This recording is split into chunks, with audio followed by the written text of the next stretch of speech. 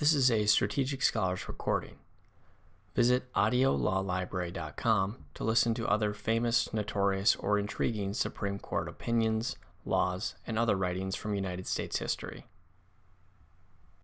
This is a reading of Marbury v. Madison, a United States Supreme Court opinion decided on February 24, 1803. For ease of listening, this reading omits legal citations found within the text of the court's opinion. Chief Justice John Marshall delivered the opinion of the court. At the last term, on the affidavits then read and filed with the clerk, a rule was granted in this case requiring the Secretary of State to show cause why a mandamus should not issue directing him to deliver to William Marbury his commission as a Justice of the Peace for the County of Washington in the District of Columbia. No cause has been shown, and the present motion is for a mandamus. The peculiar delicacy of this case, the novelty of some of its circumstances, and the real difficulty attending the points which occur in it require a complete exposition of the principles on which the opinion to be given by the court is founded.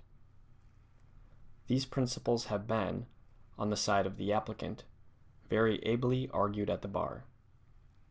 In rendering the opinion of the court, there will be some departure in form, though not in substance, from the points stated in that argument.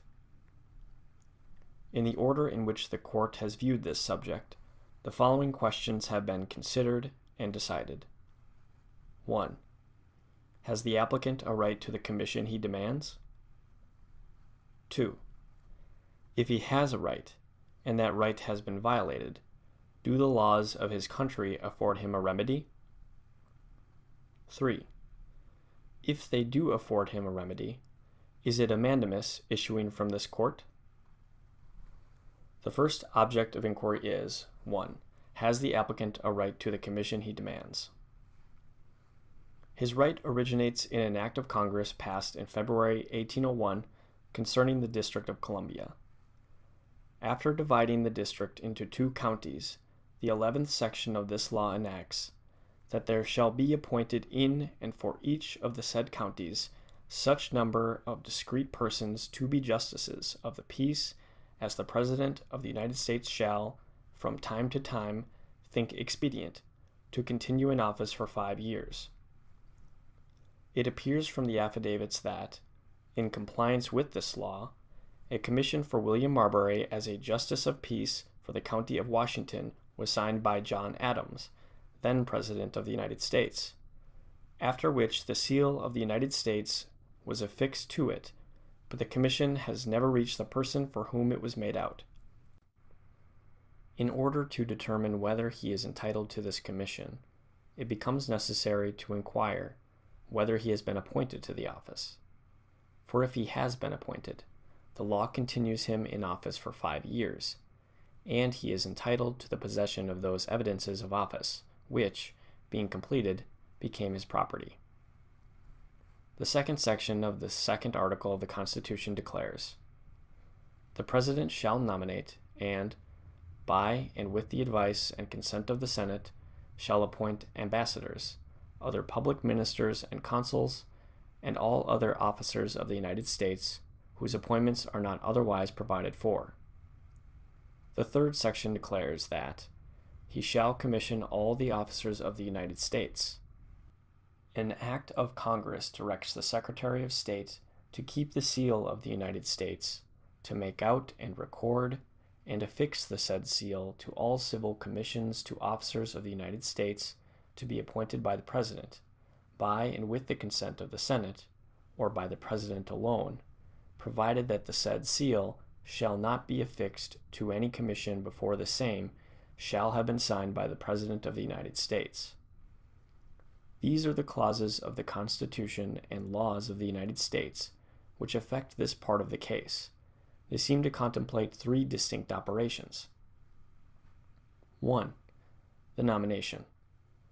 This is the sole act of the President, and is completely voluntary. 2. The appointment. This is also the act of the President, and is also a voluntary act, though it can only be performed by and with the advice and consent of the Senate. 3. The Commission. To grant a commission to a person appointed might perhaps be deemed a duty enjoined by the Constitution. He shall, says the instrument, commission all the officers of the United States. The acts of appointing to office and commissioning the person appointed can scarcely be considered as one and the same, since the power to perform them is given in two separate and distinct sections of the Constitution. The distinction between the appointment and the commission will be rendered more apparent by adverting to that provision in the second section of the second article of the Constitution, which authorizes Congress to vest by law the appointment of such inferior officers as they think proper in the President alone, in the courts of law, or in the heads of departments, thus contemplating cases where the law may direct the President to commission an officer appointed by the courts or by the heads of departments. In such a case, to issue a commission would be apparently a duty distinct from the appointment, the performance of which, perhaps, could not legally be refused.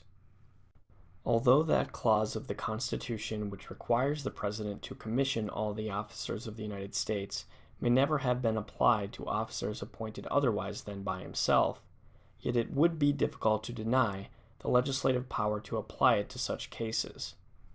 Of consequence, the constitutional distinction between the appointment to an office and the commission of an officer who has been appointed remains the same as if in practice the President had commissioned officers appointed by an authority other than his own.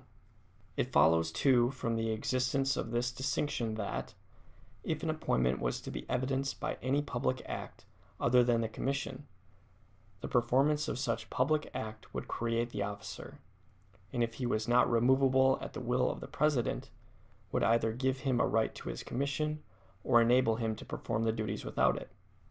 These observations are premised solely for the purpose of rendering more intelligible those which apply more directly to the particular case under consideration. This is an appointment made by the President, by and with the advice and consent of the Senate, and is evidenced by no act but the commission itself. In such a case, therefore, the commission and the appointment seem inseparable, it being almost impossible to show an appointment otherwise than by proving the existence of a commission. Still, the commission is not necessarily the appointment, though conclusive evidence of it. But at what stage does it amount to this conclusive evidence? The answer to this question seems an obvious one. The appointment, being the sole act of the President, must be completely evidenced when it is shown that he has done everything to be performed by him. Should the commission, instead of being evidence of an appointment, even be considered as constituting the appointment itself, still it would be made when the last act to be done by the President was performed, or, at furthest, when the commission was complete. The last act to be done by the President is the signature of the commission. He has then acted on the advice and consent of the Senate to his own nomination. The time for deliberation has then passed. He has decided. His judgment, on the advice and consent of the Senate concurring with his nomination, has been made, and the officer is appointed. This appointment is evidenced by an open, unequivocal act, and, being the last act required from the person making it, necessarily excludes the idea of its being, so far as it respects the appointment, an inchoate and incomplete transaction. Some point of time must be taken when the power of the executive over an officer, not removable at his will, must cease. That point of time must be when the constitutional power of appointment has been exercised. And this power has been exercised when the last act required from the person possessing the power has been performed. This last act is the signature of the commission. This idea seems to have prevailed with the legislature when the act passed converting the Department of Foreign Affairs into the Department of State. By that act, it enacted that the Secretary of State shall keep the seal of the United States, and shall make out and record, and shall affix the said seal to all civil commissions to officers of the United States to be appointed by the President, provided that the said seal shall not be affixed to any commission before the same shall have been signed by the President of the United States, nor to any other instrument or act without the special warrant of the President therefor. The signature is a warrant for affixing the Great Seal to the commission, and the Great Seal is only to be affixed to an instrument which is complete. It attests, by an act supposed to be of public notoriety, the verity of the presidential signature. It is never to be affixed till the commission is signed, because the signature, which gives force and effect to the commission, is conclusive evidence that the appointment is made. The commission being signed, the subsequent duty of the Secretary of State is prescribed by law, and not to be guided by the will of the President. He is to affix the seal of the United States to the commission and is to record it. This is not a proceeding which may be varied if the judgment of the executive shall suggest one more eligible, but is a precise course accurately marked out by law, and is to be strictly pursued. It is the duty of the Secretary of State to conform to the law, and in this he is an officer of the United States, bound to obey the laws. He acts, in this respect, as has been very properly stated at the bar, under the authority of law, and not by the instructions of the President. It is a ministerial act which the law enjoins on a particular officer for a particular purpose. If it should be supposed that the solemnity of affixing the seal is necessary not only to the validity of the commission, but even to the completion of an appointment, still, when the seal is affixed, the appointment is made, and the commission is valid. No other solemnity is required by law. No other act is to be performed on the part of government.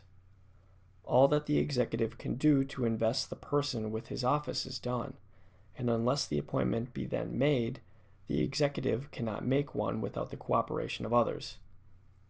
After searching anxiously for the principles on which a contrary opinion may be supported, none has been found which appear of sufficient force to maintain the opposite doctrine. Such as the imagination of the court could suggest have been very deliberately examined, and after allowing them all the weight which it appears possible to give them, they do not shake the opinion which has been formed. In considering this question, it has been conjectured that the commission may have been assimilated to a deed to the validity of which delivery is essential.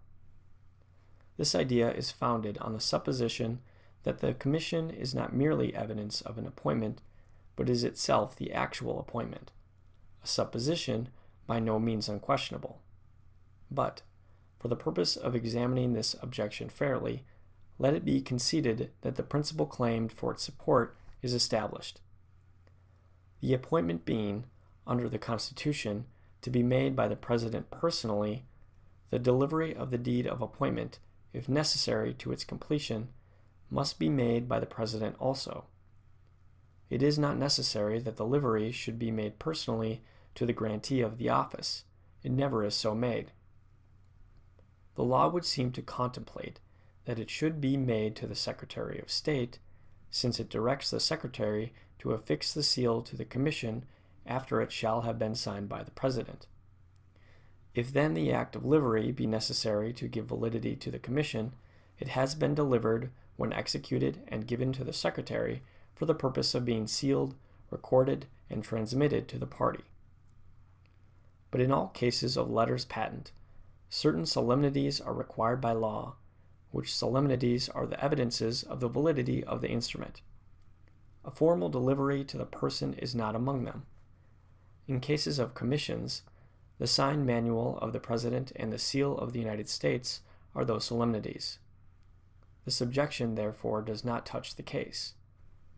It has also occurred as possible, and barely possible, that the transmission of the commission and the acceptance thereof might be deemed necessary to complete the right of the plaintiff.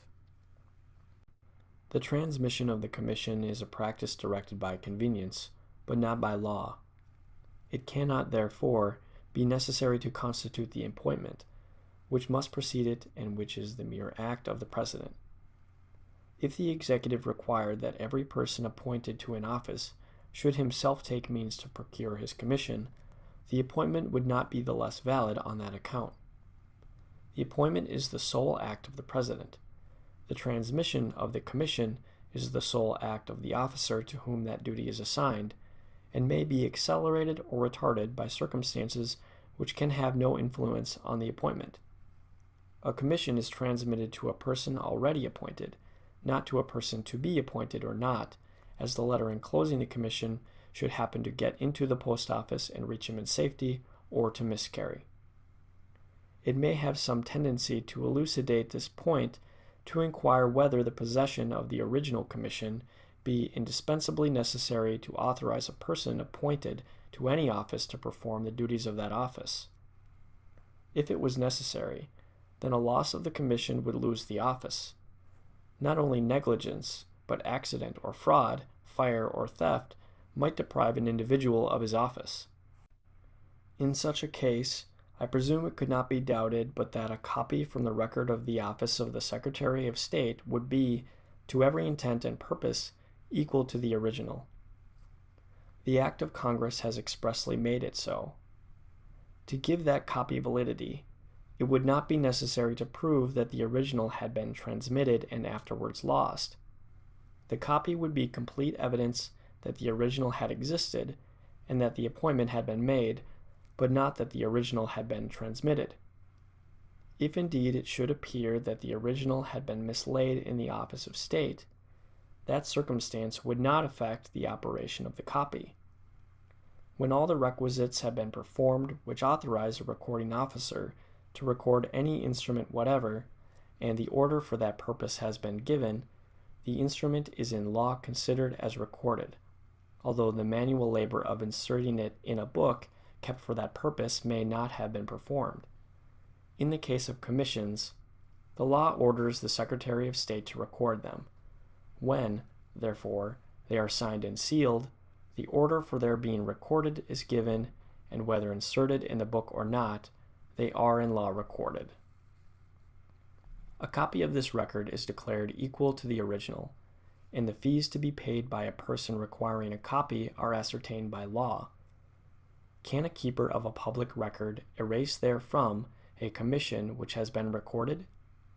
Or can he refuse a copy thereof to a person demanding it on the terms prescribed by law?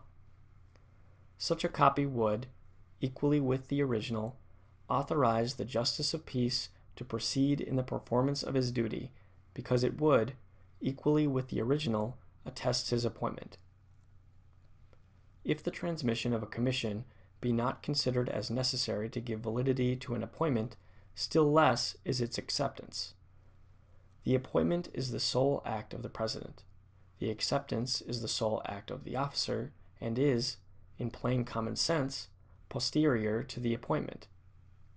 As he may resign, so may he refuse to accept, but neither the one nor the other is capable of rendering the appointment a nonentity. That this is the understanding of the government is apparent from the whole tenor of its conduct. A commission bears date, and the salary of the officer commences from his appointment, not from the transmission or acceptance of his commission. When a person appointed to any office refuses to accept that office, the successor is nominated in the place of the person who has declined to accept, and not in the place of the person who had been previously in office and had created the original vacancy. It is therefore decidedly the opinion of the court that, when a commission has been signed by the President, the appointment is made, and that the commission is complete when the seal of the United States has been affixed to it by the Secretary of State. Where an officer is removable at the will of the executive, the circumstance which completes his appointment is of no concern, because the act is at any time revocable, and the commission may be arrested if still in the office. But when the officer is not removable at the will of the executive, the appointment is not revocable, and cannot be annulled. It has conferred legal rights which cannot be resumed. The discretion of the executive is to be exercised until the appointment has been made, but having once made the appointment, his power over the office is terminated in all cases, where by law the officer is not removable by him. The right to the office is then in the person appointed, and he has the absolute, unconditional power of accepting or rejecting it. Mr. Marbury, then, since his commission was signed by the President and sealed by the Secretary of State, was appointed, and as the law creating the office gave the officer a right to hold for 5 years independent of the executive, the appointment was not revocable, but vested in the officer legal rights which are protected by the laws of his country. To withhold the commission, therefore, is an act deemed by the court not warranted by law, but violative of a vested legal right. This brings us to the second inquiry, which is, 2. If he has a right, and that right has been violated, do the laws of his country afford him a remedy? The very essence of civil liberty certainly consists in the right of every individual to claim the protection of the laws whenever he receives an injury. One of the first duties of government is to afford that protection.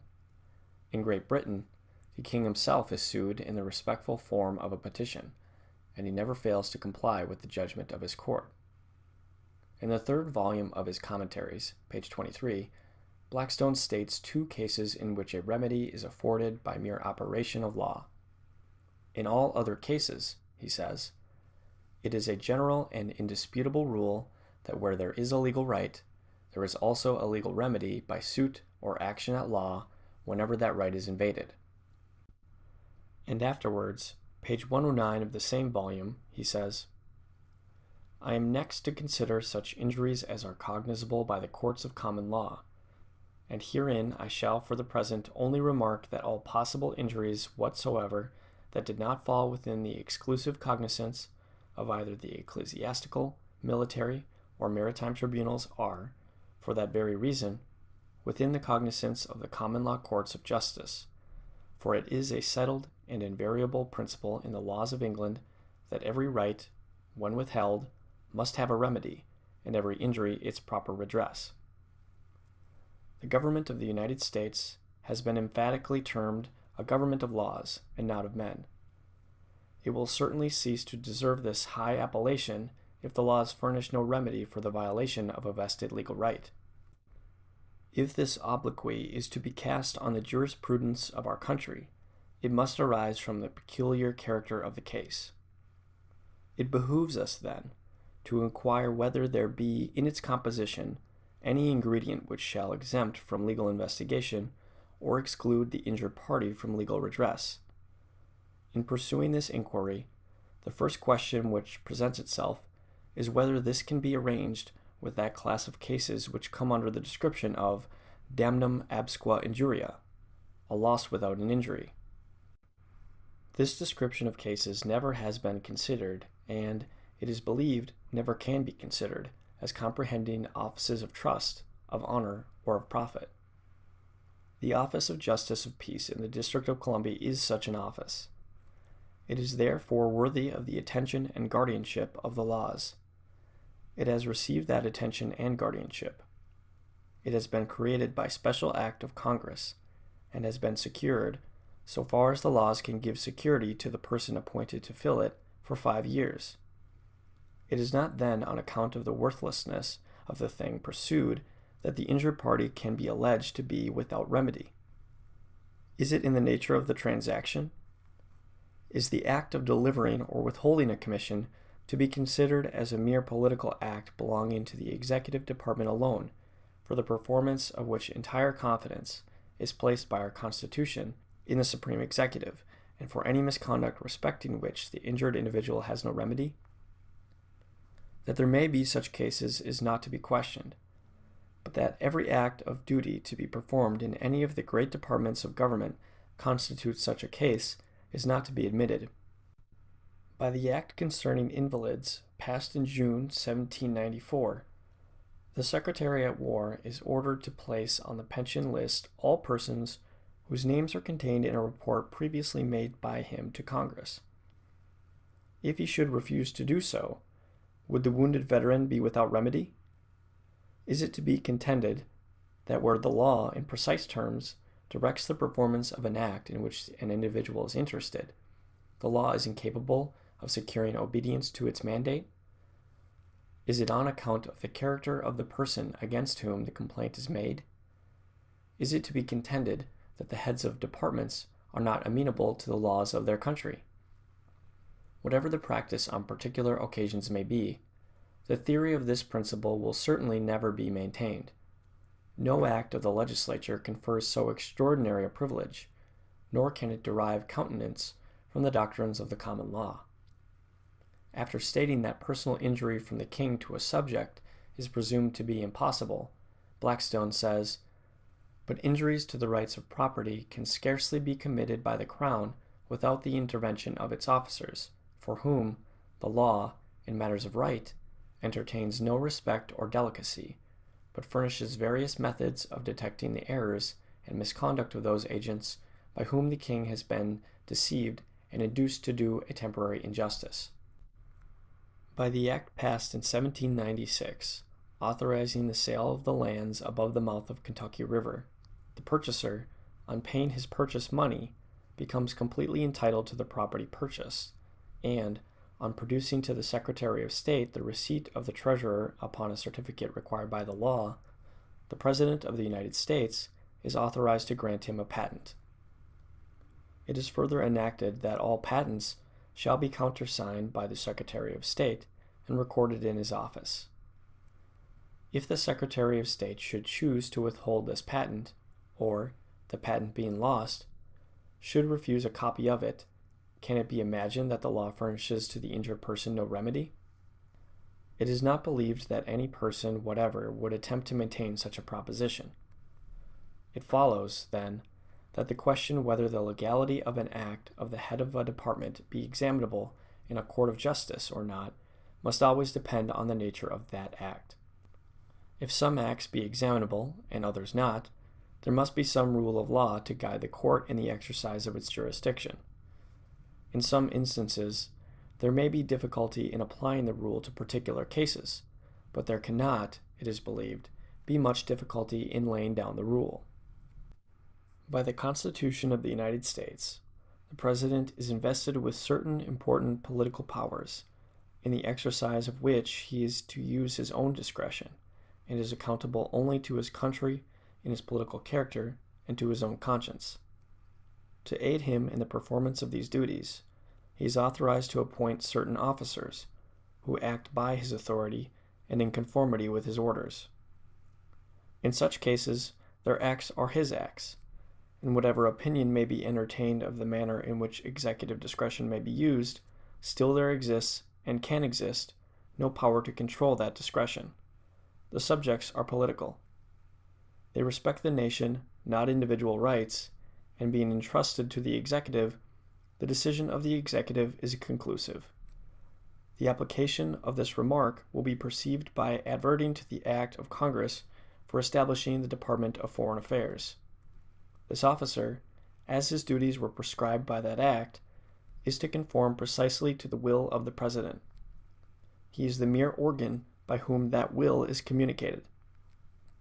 The acts of such an officer, as an officer, can never be examinable by the courts. But when the legislature proceeds to impose on that officer other duties, when he is directed peremptorily to perform certain acts, when the rights of individuals are dependent on the performance of those acts, he is so far the officer of the law, is amenable to the laws for his conduct, and cannot, at his discretion, sport away the vested rights of others. The conclusion from this reasoning is that, where the heads of departments are the political or confidential agents of the executive, merely to execute the will of the President, or rather to act in cases in which the executive possesses a constitutional or legal discretion, nothing can be more perfectly clear than that their acts are only politically examinable. But where a specific duty is assigned by law, and individual rights depend upon the performance of that duty, it seems equally clear that the individual who considers himself injured has a right to resort to the laws of his country for a remedy. If this be the rule, let us inquire how it applies to the case under the consideration of the court. The power of nominating to the Senate, and the power of appointing the person nominated are political powers, to be exercised by the President according to his own discretion. When he has made an appointment, he has exercised his whole power, and his discretion has been completely applied to the case. If, by law, the officer be removable at the will of the President, then a new appointment may be immediately made, and the rights of the officer are terminated. But as a fact which has existed cannot be made never to have existed, the appointment cannot be annihilated, and consequently, if the officer is by law not removable at the will of the President, the rights he has acquired are protected by the law and are not resumable by the President. They cannot be extinguished by executive authority, and he has the privilege of asserting them in like manner as if they had been derived from any other source. The question whether a right has vested or not is, in its nature, judicial, and must be tried by the judicial authority. If, for example, Mr. Marbury had taken the oaths of a magistrate and proceeded to act as one, in consequence of which a suit had been instituted against him, in which his defense had depended on his being a magistrate, the validity of his appointment must have been determined by judicial authority. So, if he conceives that, by virtue of his appointment, he has a legal right either to the commission, which has been made out for him, or to a copy of that commission, it is equally a question examinable in a court, and the decision of the court upon it must depend on the opinion entertained of his appointment. That question has been discussed, and the opinion is that the latest point of time which can be taken as that at which the appointment was complete and evidenced was when, after the signature of the President, the seal of the United States was affixed to the commission. It is then the opinion of the court, 1. That, by signing the commission of Mr. Marbury, the President of the United States appointed him a Justice of the Peace for the County of Washington in the District of Columbia, and that the seal of the United States, affixed thereto by the Secretary of State, is conclusive testimony of the verity of the signature and of the completion of the appointment, and that the appointment conferred on him a legal right to the office for the space of 5 years. 2. That, having this legal title to the office, he has a consequent right to the commission, a refusal to deliver which is a plain violation of that right, for which the laws of his country afford him a remedy. It remains to be inquired whether 3. He is entitled to the remedy for which he applies. This depends on 1. The nature of the writ applied for, and 2. The power of this court. 1. The nature of the writ. Blackstone, in the 3rd volume of his Commentaries, defines a mandamus to be a command issuing in the King's name from the Court of King's Bench and directed to any person, corporation, or inferior court of judicature within the King's dominions, requiring them to do some particular thing therein specified, which appertains to their office and duty, in which the Court of King's Bench has previously determined, or at least supposes to be consonant to right and justice. Lord Mansfield, in the case of the King versus Baker et al., states with much precision and explicitness the cases in which this writ may be used. Whenever, says that very able judge, there is a right to execute an office, perform a service, or exercise a franchise, more especially if it be in a matter of public concern or attended with profit, and a person is kept out of possession or dispossessed of such right, and has no other specific legal remedy, this court ought to assist by mandamus, upon reasons of justice, as the writ expresses, and upon reasons of public policy to preserve peace, order, and good government. In the same case, he says, this writ ought to be used upon all occasions where the law has established no specific remedy, and where in justice and good government there ought to be one. In addition to the authorities now particularly cited, many others were relied on at the bar, which show how far the practice has conformed to the general doctrines that have been just quoted. This writ, if awarded, would be directed to an officer of government, and its mandate to him would be, to use the words of Blackstone, to do a particular thing therein specified, which appertains to his office and duty, and which the court has previously determined or at least supposes to be consonant to right and justice. Or, in the words of Lord Mansfield, the applicant, in this case, has a right to execute an office of public concern, and is kept out of possession of that right. These circumstances certainly concur in this case. Still, to render the mandamus a proper remedy, the officer to whom it is to be directed must be one to whom, on legal principles, such writ may be directed, and the person applying for it must be without any other specific and legal remedy. 1. With respect to the officer to whom it would be directed. The intimate political relation subsisting between the President of the United States and the heads of departments necessarily renders any legal investigation of the acts of one of those high officers peculiarly irksome, as well as delicate, and excites some hesitation with respect to the propriety of entering into such investigation.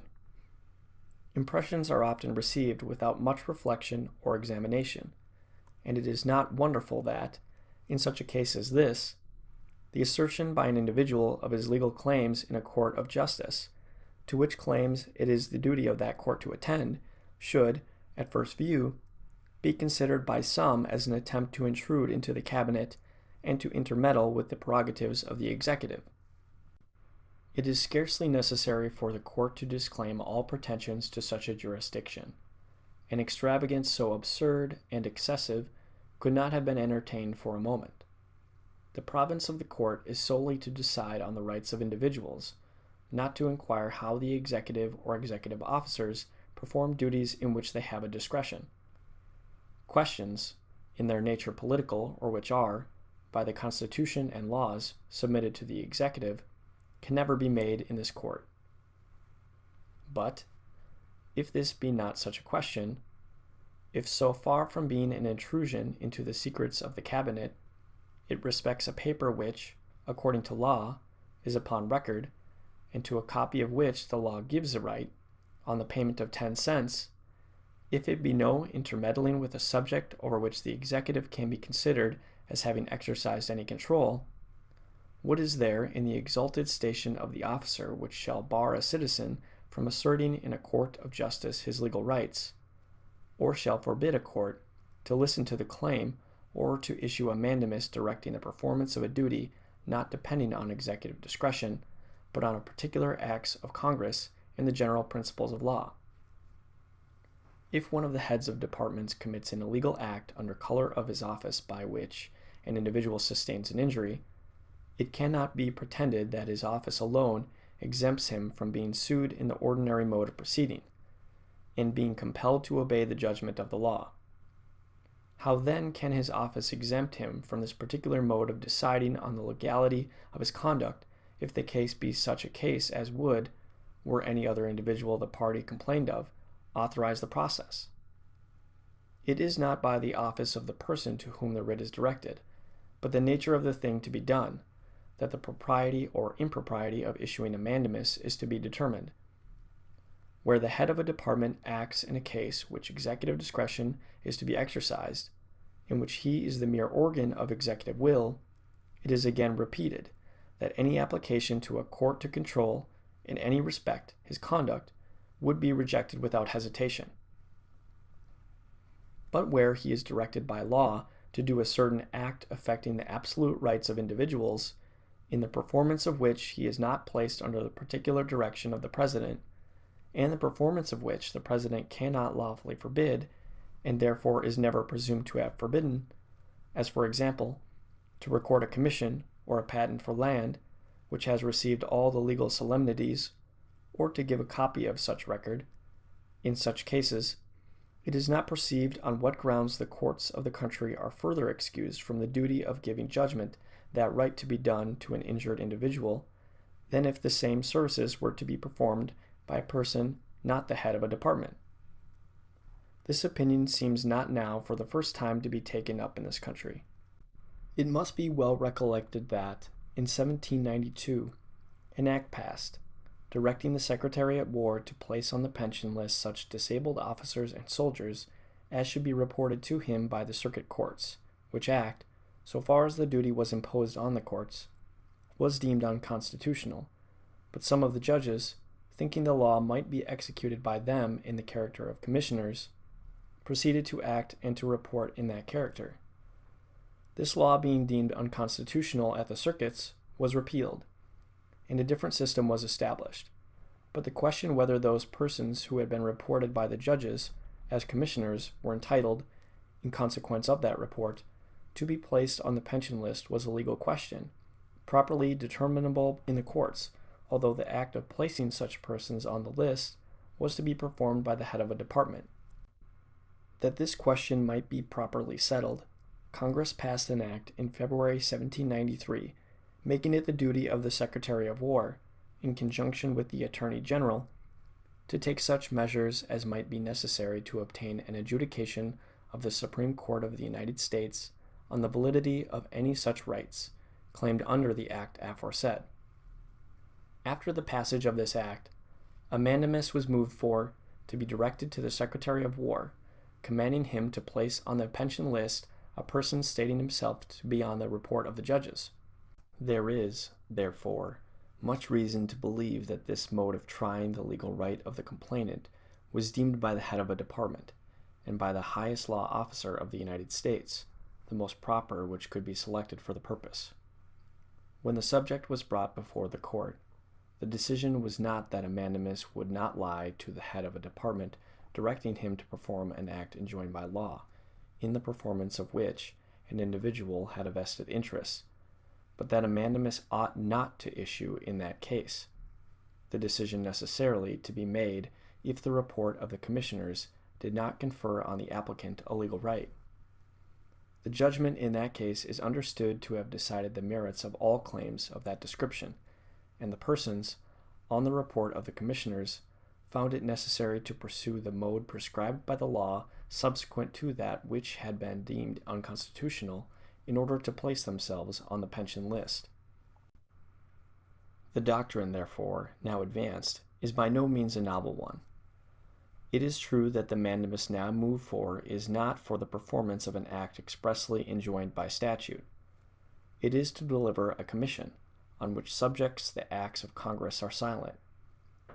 This difference is not considered as affecting the case. It has already been stated that the applicant has, to that commission, a vested legal right of which the executive cannot deprive him.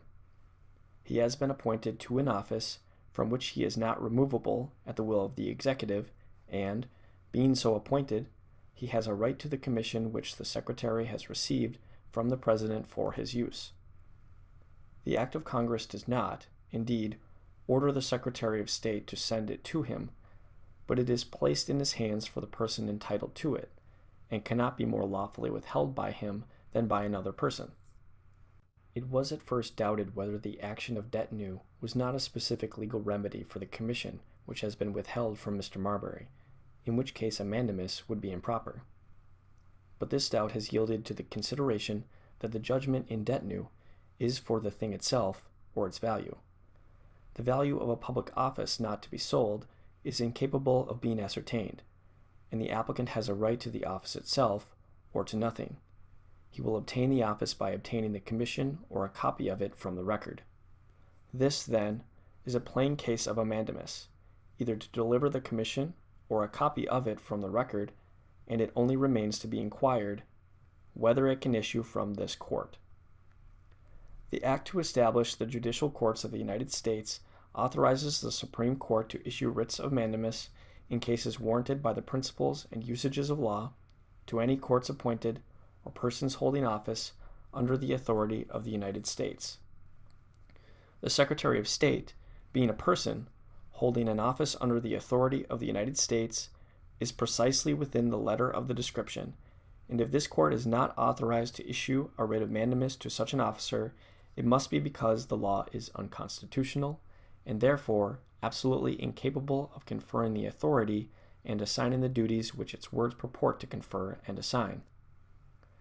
The Constitution vests the whole judicial power of the United States in one Supreme Court, and such inferior courts as Congress shall, from time to time, ordain and establish.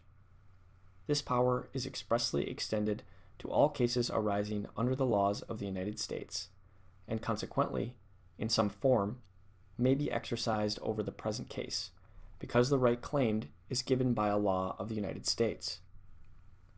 In the distribution of this power, it is declared that the Supreme Court shall have original jurisdiction in all cases affecting ambassadors, other public ministers and consuls, and those in which a state shall be a party.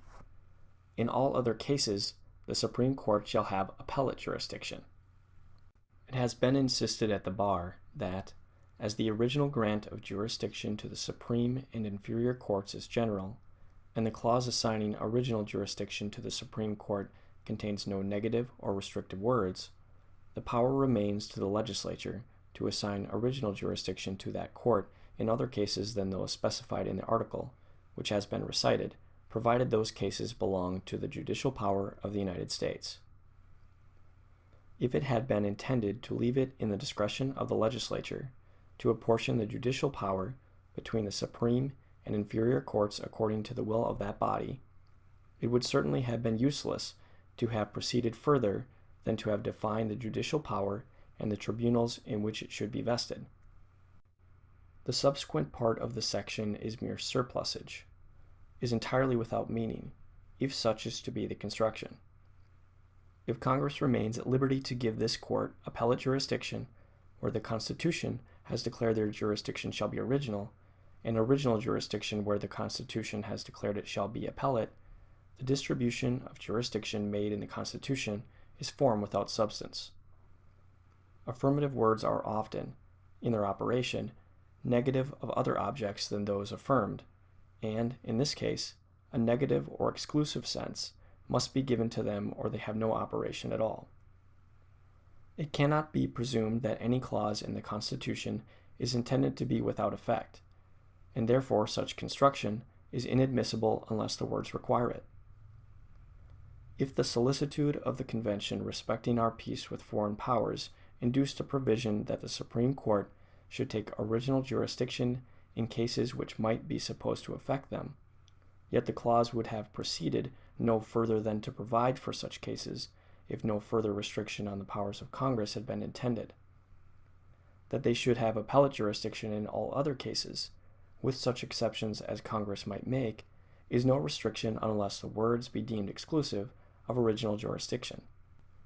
When an instrument organizing fundamentally a judicial system divides it into one supreme and so many inferior courts as the legislature may ordain and establish, then enumerates its powers, and proceeds so far to distribute them as to define the jurisdiction of the Supreme Court by declaring the cases in which it shall take original jurisdiction, and that in others it shall take appellate jurisdiction, the plain import of the words seems to be that, in one class of cases, its jurisdiction is original and not appellate, in the other, it is appellate and not original.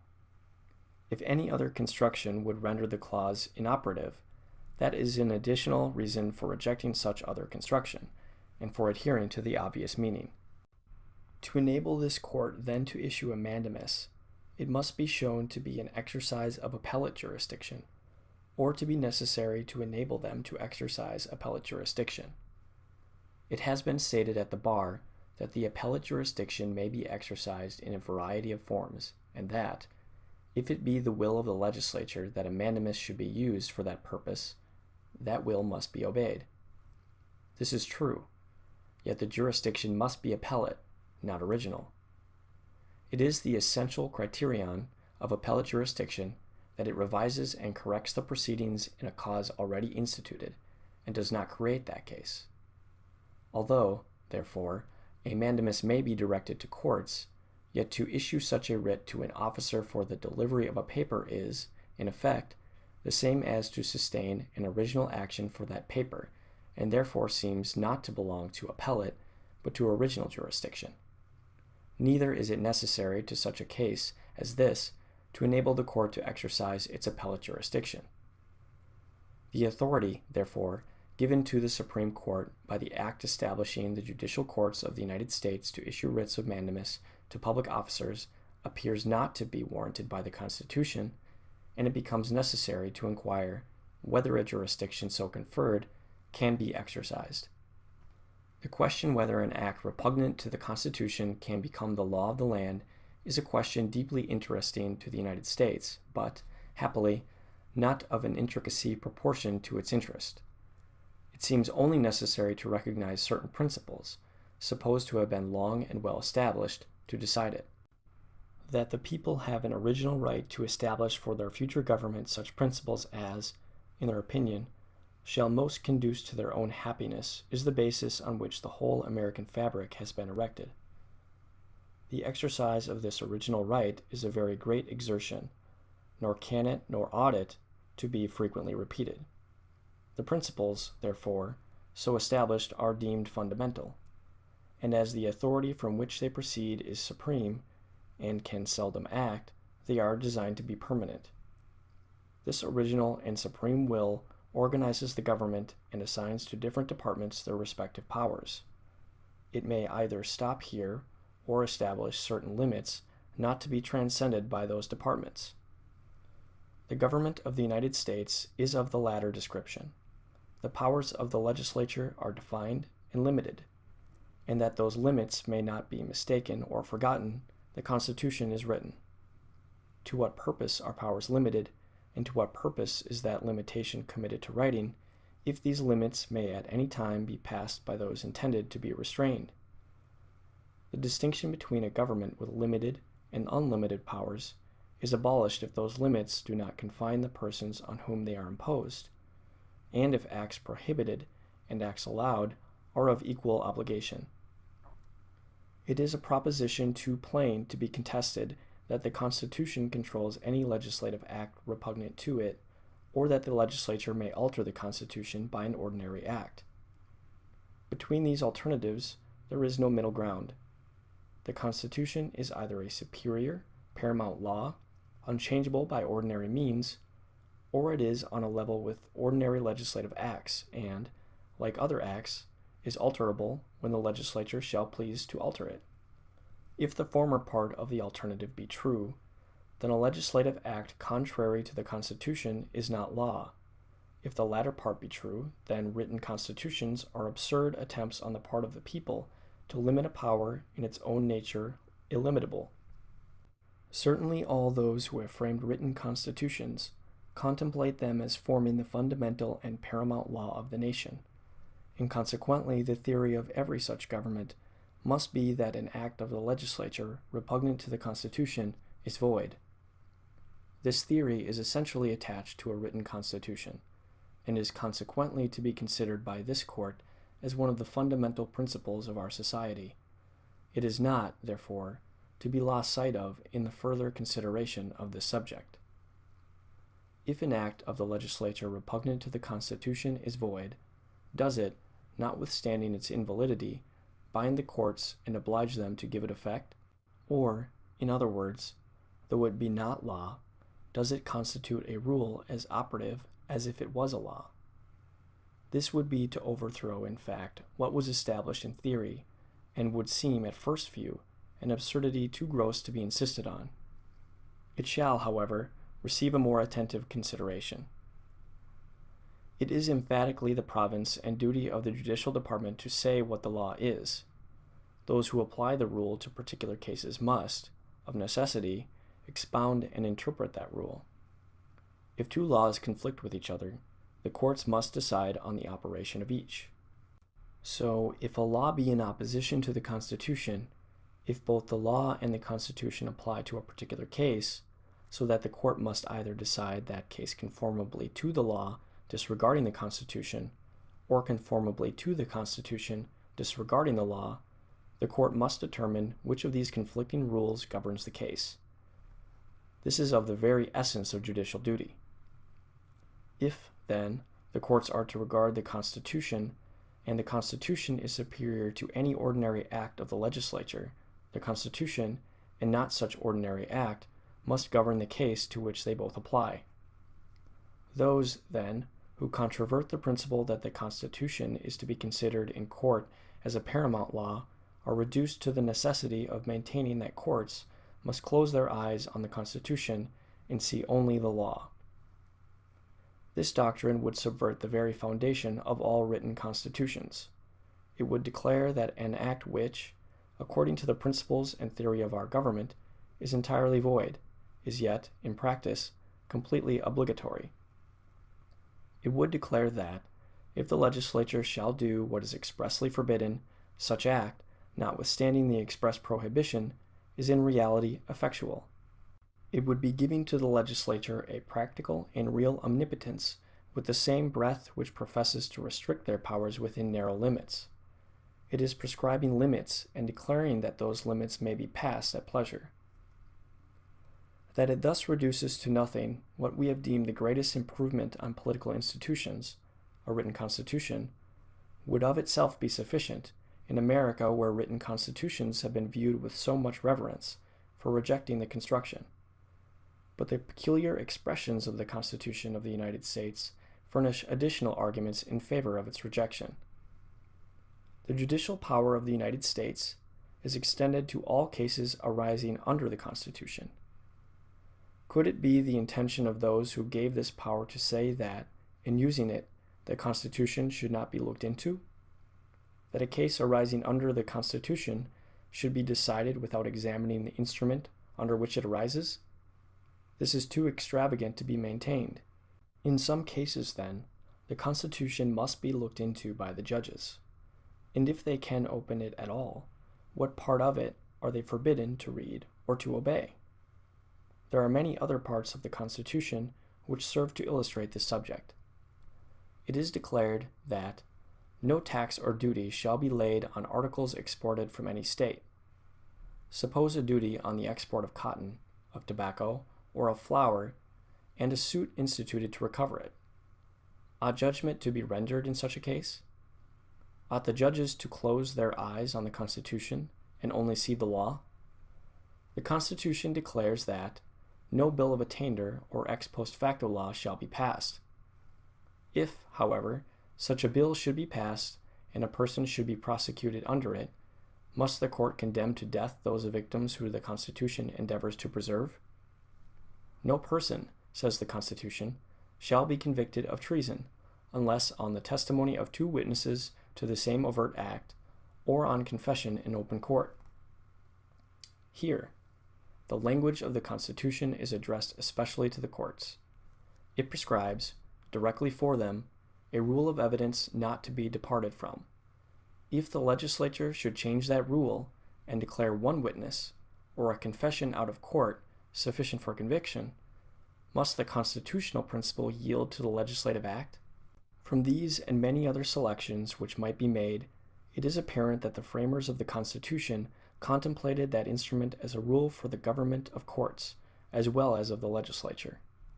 Why otherwise does it direct the judges to take an oath to support it? This oath certainly applies in an especial manner to their conduct and their official character. How immoral to impose it on them if they were to be used as the instruments, and the knowing instruments, for violating what they swear to support. The oath of office, too, imposed by the legislature, is completely demonstrative of the legislative opinion on this subject. It is in these words: I do solemnly swear that I will administer justice without respect to persons, and do equal right to the poor and to the rich, and that I will faithfully and impartially discharge all the duties incumbent on me as according to the best of my abilities and understanding, agreeably to the Constitution and laws of the United States. Why does a judge swear to discharge his duties agreeably to the Constitution of the United States if that Constitution forms no rule for his government? If it is closed upon him and cannot be inspected by him? If such be the real state of things, this is worse than solemn mockery. To prescribe or to take this oath becomes equally a crime. It is also not entirely unworthy of observation that, in declaring what shall be the supreme law of the land, the Constitution itself is first mentioned, and not the laws of the United States generally, but those only which shall be made in pursuance of the Constitution have that rank. Thus, the particular phraseology of the Constitution of the United States confirms and strengthens the principle, supposed to be essential to all written constitutions, that a law repugnant to the Constitution is void, and that courts, as well as other departments, are bound by that instrument. The rule must be discharged.